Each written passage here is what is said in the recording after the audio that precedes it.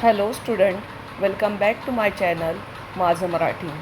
Students, आज हम लोग सीखने वाले हैं स्टैंडर्ड 8 का 8 लेसन गिरियारोहणाचा अनुभव। इस लेसन को रमेश महाले इस प्रसिद्ध लेखक ने लिखा है। गंगोत्री में हाइकिंग के लिए गए हुए विद्यार्थी जब वहाँ पे ढक फूटी का मतलब बादल फटने का, ढक फूटी मतलब बादल फटने का, और भूस्खलनाचा मतलब ज़मीन खसकने की जो आपत्ति आई, जो मुसीबत उनके ऊपर आई और यात्रियों के ऊपर आई, तभी उन्होंने यात्रिकरों को किस तरह से मदद की, किस तरह से मानुषी का दर्शन दिया, ये वर्णन इस पाठ में लेखक ने किया है। तो स्टूडेंट्स, स्टार्ट करते हैं। शाळेला सुट्टी लागणार होती। ईशान विचार करत होता की ही सुट्टी कशी घालवायची। स्टूडेंट्स, गिरियारोहण मतलब हाइकिंग करना, पहाड़ों पे चढ़ना, जिस तरह से इस पिक्चर में दिखाया है। थ्रिलिंग करना, एडवेंचर करना, उसको बोलते हैं गिरियारोहण करना। स्कूल को छुट्टी चालू हो गई थी। ईशान सोच रहा था की छुट्टी मैं कैसे बिताऊं। व्हिडिओ गेम खेळून त्याला कंटाळा आला होता। मित्रांबरोबर रोज क्रिकेट, फुटबॉल, बॅडमिंटन ही खेळता येऊ शकणार होते। वीडियो गेम खेलते खेलते वो थक गया था, बोर हो गया था, कंटाळा आला, बोर हो गया था। मित्रांबरोबर वो रोज, दोस्तों के साथ वो रोज क्रिकेट खेलता था, फुटबॉल, बैडमिंटन ही खेलता था। शिवाय त्याच रोमांचक कथा वाचण्यात त्याला विशेष गोडी नव्हती। और वही रोमांचक स्टोरी, थ्रिलिंग वाली स्टोरी पढ़ते पढ़ते अब उसे बिल्कुल उसके अंदर इंटरेस्ट रहा नहीं था। ईशान विचार करू लागला, यावेळी सुट्टीमध्ये काहीतरी नवीन करावे, काहीतरी असे केले पाहिजे की सर्व कंटाळा नाहीसा होईल। परंतु बराच विचार करूनही त्याला सुट्टी घालवण्याचा योग्य पर्याय सापडत नव्हता। ईशान सोचने लगा कि किस तरह से मैं छुट्टी बिताऊं, क्या करूं छुट्टी में। उसने सोचा, इस छुट्टी में मैं कुछ नया करता हूं, कुछ तो नया करना चाहिए कि सर्व कंटाळा मेरा जो सब मेरे अंदर का सब लेज़ीनेस चला जाए। लेकिन बहुत सोचने के बावजूद भी उसको कोई पर्याय मिल नहीं रहा था, उसको कोई आइडिया मिल नहीं रही थी। तेवढ्यात त्याला दिलासा मिळणारी घटना घटली। उसी वक्त उसको एक अच्छी न्यूज़ मिली जो उसके दिल को दिलासा देने वाली थी, मतलब खुशी देने वाली थी। त्याला उत्तरकाशीच्या गिर्यारोहण संस्थेकडून आपल्या कम्प्युटरवर एक ईमेल प्राप्त झाला। उसे एक ईमेल मिला जिसमें लिखा था कि उसको गिर्यारोहण संस्थे से उसे ये ईमेल आया था उत्तरकाशी के। तोच ईशानच्या मित्रांनाही पाठवण्यात आला होता और वो ईमेल, गिर्यारोहण संस्थे का ईमेल उसके दोस्तों को भी सेंड किया हुआ था। गिर्यारोहण संस्थेने त्यांना आपल्या एका मोहिमेमध्ये सहभागी होण्याचे निमंत्रण पाठवले होते। ये जो संस्था थी गिर्यारोहण की, उन्होंने अपने एक ट्रिप में, मुहिम मतलब अपने एक एडवेंचरस ट्रिप में उन ईशान और उशान के दोस्तों को सहभाग लेने के लिए इनविटेशन भेजा था, पार्ट लेने के लिए इनविटेशन भेजा था। वास्तविक ईशानला गिर्यारोहणाचा विशेष छंद होता। गिर्यारोहण आता त्याचा छंद राहिला नव्हता, तर त्याला वेड लागले होते। वास्तविक एक्चुअल में ईशान को गिर्यारोहण का बहुत ज़्यादा शौक़ था। छंद होता मतलब बहुत ज़्यादा शौक़ था। गिर्यारोहण आता त्याचा छंद राहिला नव्हता, तर त्याला वेड लागले होते। अभी सिर्फ शौक़ ही नहीं रहा था, तो वो उसके लिए पागल हो चुका था। त्याने आपल्या शहरातील एक प्रसिद्ध गिर्यारोहण संस्थेत आधीच प्रवेश घेतला होता। उसने अपने शहर के बहुत फेमस गिर्यारोहण संस्थे में एंट्री, एडमिशन ले चुका था आणि उत्कृष्ट प्रशिक्षणातून त्याला गिर्यारोहणातील बऱ्याच बारीक सारीक गोष्टी समजल्या होत्या और उत्कृष्ट मतलब एक्सेलेंट प्रशिक्षण मतलब ट्रेनिंग से उसको गिर्यारोहण में आने वाली हर छोटी बड़ी गोष्ट को चीज़ों को उसने अच्छे से समझ लिया था। त्याचे अनेक मित्रही या संस्थेत गिर्यारोहण शिकत होते। उसके साथ उसके बहुत सारे दोस्त भी इसी संस्था में, इसी ऑर्गेनाइजेशन में गिर्यारोहण की ट्रेनिंग ले रहे थे आणि त्यांनी ईशानबरोबर पहाडावर अनेक प्रशिक्षण कार्यक्रमात भाग घेतला होता और साथ ही साथ ईशान और इसके दोस्तों ने बहुत सारे पहाड़ पे गिर्यारोहण का प्रशिक्षण का प्रोग्राम में पार्ट भी लिया था। गिर्यारोहणाचा अनुभव खरोखर रोमांचक होता।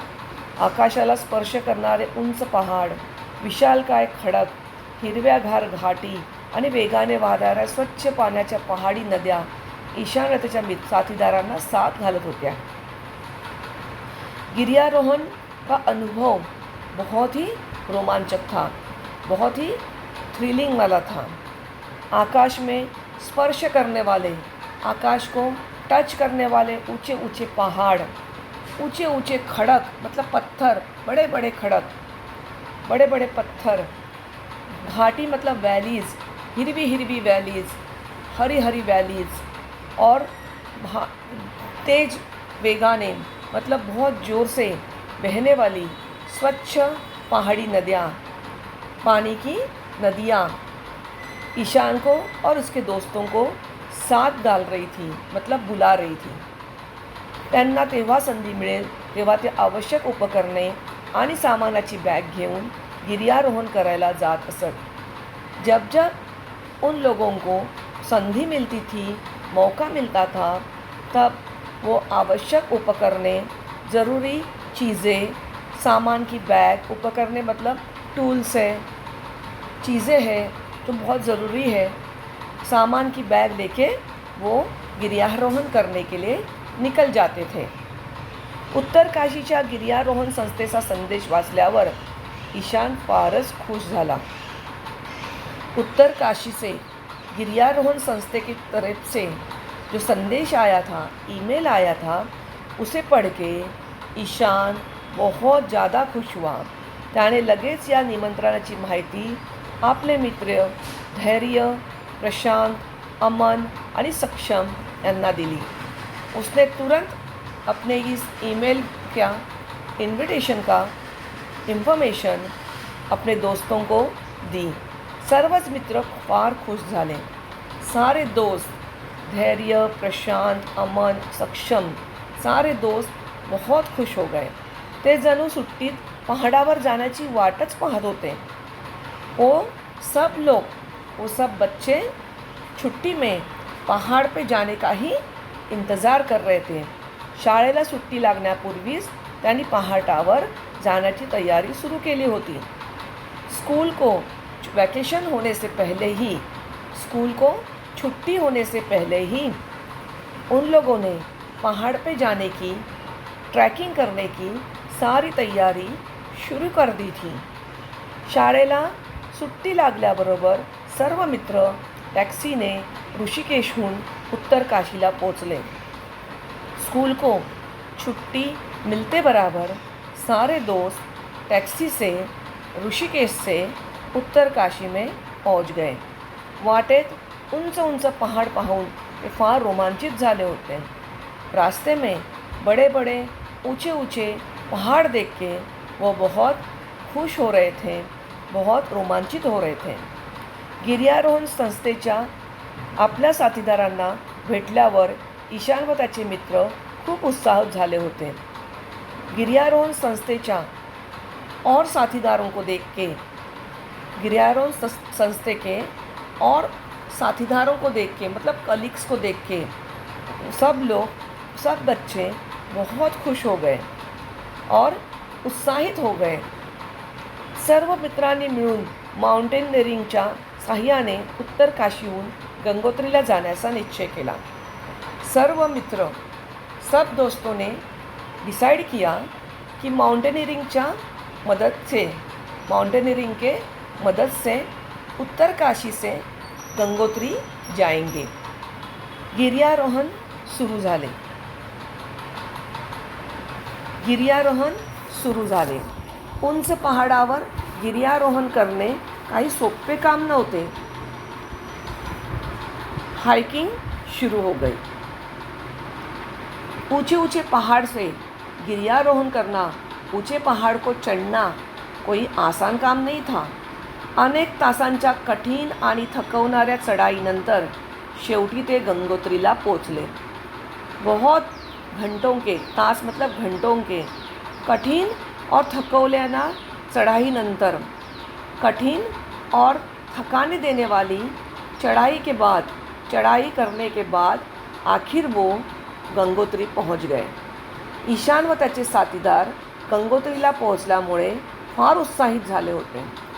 ईशान और उसके साथीदार, उसके दोस्त गंगोत्री में पहुंच के बहुत खुश हो गए थे आणि ते अपना सर्व थकवा विसरून गेले होते और वो अपना पूरा थकान भूल गए थे और वो सारे बच्चे से थकान भूल गए थे।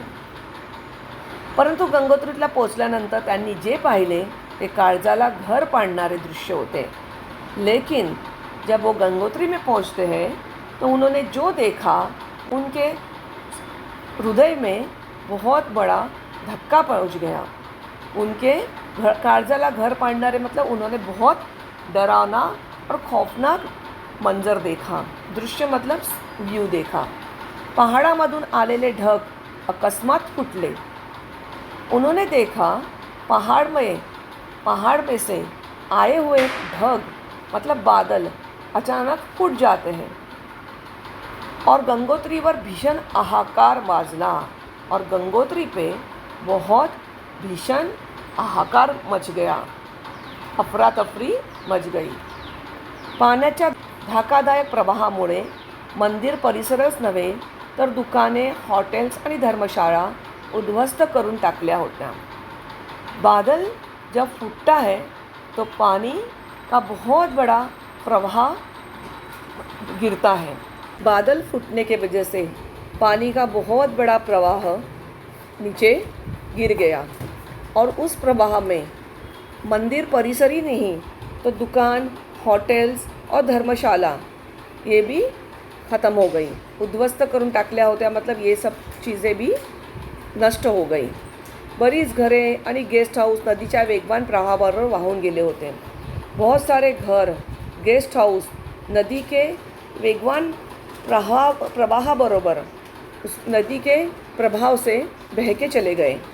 या भीषण तांडवामध्ये बरेच लोग मृत्युमुखी पड़े होते और इस इतने बड़े भीषण दुर्घटना के वजह से बहुत सारे लोग मृत्युमुखी भी पड़ गए थे, मतलब मर भी गए थे।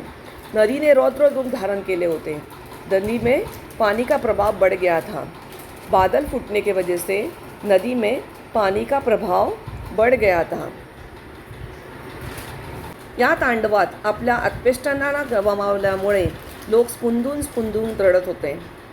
इस भीषण घटना में अपने रिलेटिव्स को, अपने दोस्तों को, अपने फैमिली को खो देने की वजह से लोग बहुत रो रहे थे। भूस्खलन झाल्यामुळे ठिकठिकाणी अनेक तीर्थयात्री अडकले होते। भूस्खलन मतलब लैंडस्लाइड होने की वजह से बहुत सारे तीर्थयात्रु अटक गए थे। ते बिचारे चारधाम यात्रा करायला निघाले होते। वो तीर्थयात्री चारों धाम की यात्रा करने के लिए निकले होते, परंतु येथे त्यांना सर्वस्व गमवावे लागले होते। लेकिन यहाँ पे उन्हें अपना सब कुछ खोना पड़ा था। ईशान आणि त्याच्या साथीदारांनी पहाडावर हे सर्व पाहिले तेव्हा त्यांच्या अंगावर काटे आले। ईशान और उसके दोस्तों ने पहाड़ पे जब ये मंज़र उन्होंने देखा तब उनके आंख पे काटे आ गए, मतलब वो बहुत ज़्यादा डर गए आणि गिर्यारोहणाचा सर्व उत्साहच नाहीसा झाला और जो उन्होंने अचीवमेंट किया था, हाइकिंग किया था, उसके वजह से जो खुशी उनको मिली थी वो गायब हो गई। ईशान आणि त्याचे साथीदार ही परिस्थिति मुक्तपणे पाहू शकत नव्हते. ईशान और उसके दोस्त भी ये सब कुछ शांतपणे मतलब सायलेंटली देख नहीं सकते थे. अचानक तेथे भुकेने व्याकुळ झालेल्या एका मुलाने आपल्या वडिलांकडे बिस्किटाची मागणी केलेली ईशानने पाहिले. अचानक भूख से परेशान हुए एक लड़के ने अपने बाबा के पास बिस्किट की मांगनी किया. बिस्किट मांगा ये ईशान ने देख लिया.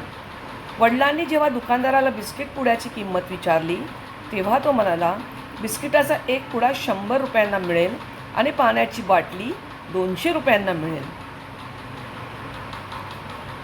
जब बाबा ने दुकानदार से बिस्किट मांगा तो दुकानदार कहता है कि एक बिस्किट का पैकेट 100 रुपये को, 100 रुपये मतलब 100 रुपये को, और पानी की एक बॉटल 200 रुपये को. दूसरा एक हॉटेल मालक जेवणाच्या थाळीची किंमत 2000 रुपये वसूल करत होता. एक होटल मालक खाने की थाली की कीमत 2000 रुपया लगा रहा था. दुकानदाराची ही मनमानी पाहून ईशान व त्याचे साथीदार हैरान झाले होते. दुकान वाला, होटल वाला सब लोग अपनी मनमानी कर रहे थे और ये देख के ईशान और उसके दोस्त साथीदार बहुत परेशान हो गए.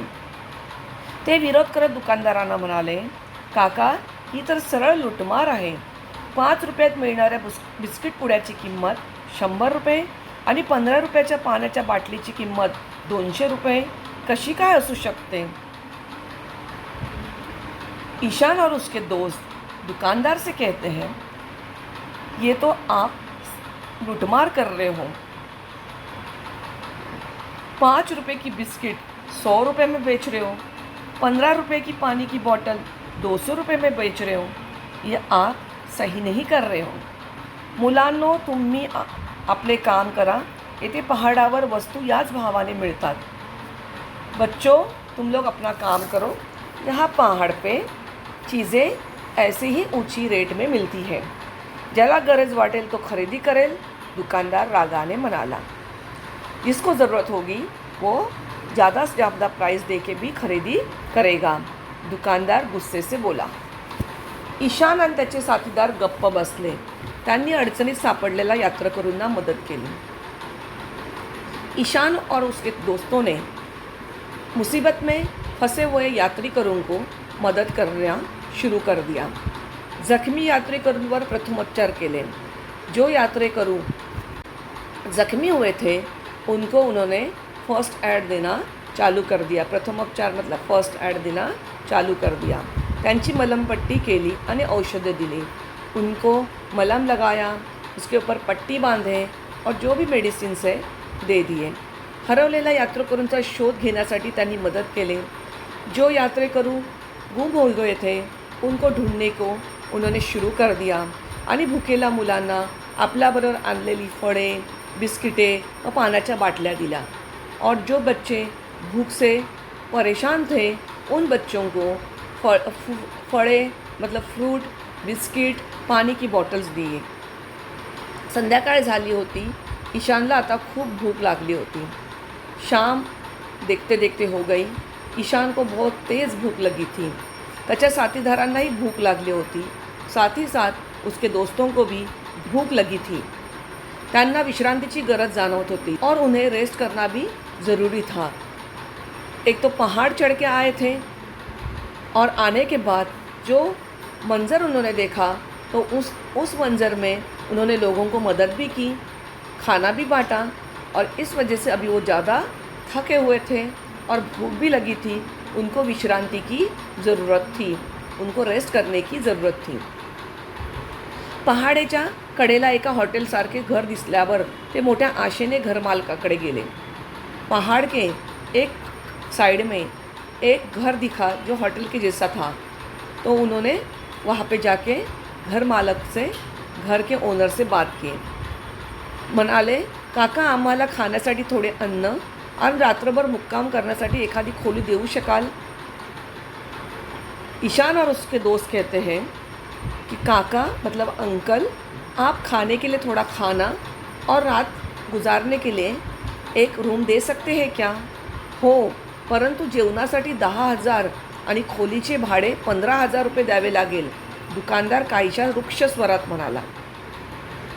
दुकानदार जो घर मालक था वो रुक्ष स्वरात मतलब रूडली कहता है, खाने के 10,000 और रूम के 15,000 भाडा देना पडेगा. ते ऐकून ईशान म्हणाला, परंतु काका, जेवणाची ही किंमत आणि खोलीचे भाडे फार जास्त आहे. ईशान कहता है, काका, खाने की और रहने की, रूम की भाड़ा बहुत ही ज़्यादा है. खाने का खर्चा और रूम का भाड़ा बहुत ही ज़्यादा है. मुला जीव वाचवण्यासाठी ही किंमत तर काहीच नाही. दुकानदार कहता है कि बच्चों, अपनी जान बचाने के लिए ये तो कोई बड़ी किंमत नहीं है. जरा विचार कर, जर भूक लागल्यावर तुम्हाला जेवण मिळाले नाही आणि रात्रभर खुल्या आकाशाखाली झोपावे लागलं तर तुमचे काय हाल होतील. थोड़ा सोचो, अगर भूख लगने पर तुम्हें खाना नहीं मिला और रात भर खुले आसमान के नीचे, आकाशाखाली आसमान के नीचे सोना पड़ा तो तुम्हारे क्या हाल होंगे. झोपावे मतलब सोना पड़ा तो तुम्हारे क्या हाल होंगे. तेवढ्यात अचानक मोठा आवाज आला. ईशान आणि त्याचे साथीदार आपापसात विचारविनिमय करत होते. अचानक पहाडावरील एक घर मोठा आवाज होऊन खाली कोसळले. सर्वजण पडलेल्या घरात दाबले गेले. इतने में बहुत बड़ी आवाज़ आई. ईशान और तो उसके साथीदार आपस में सोच रहे थे, विचार कर रहे थे. तो अचानक पहाड़ के ऊपर से एक घर बहुत ज़ोर से आवाज़ करके नीचे गिर गया. एक घर नीचे कोलैप्स हो गया.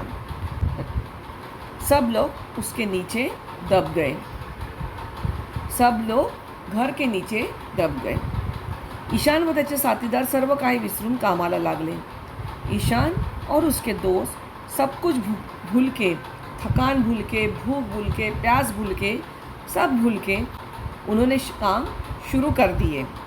घरात राहणारे लोग देवदारच्या झाडात अडकले होते. घर में जो घर गिरा था, उस घर में जो लोग रहते थे वो लोग देवदार के झाड़ में, देवदार एक झाड़ का नाम है जो पहाड़ी एरिया में मिलता है, देवदार के झाड़ में अटक गए थे. ईशानला अशा परिस्थितीचा चांगला अनुभव होता. ईशान को ऐसी सिचुएशन का, परिस्थिति मतलब सिचुएशन का अच्छे से नॉलेज था. अनुभव मतलब एक्सपिरियंस था. त्याने गिर्यारोहण संस्थेत पहाडावरून खाली पडलेल्या लोकांना बाहर काढण्याचे खास प्रशिक्षण घेतले होते.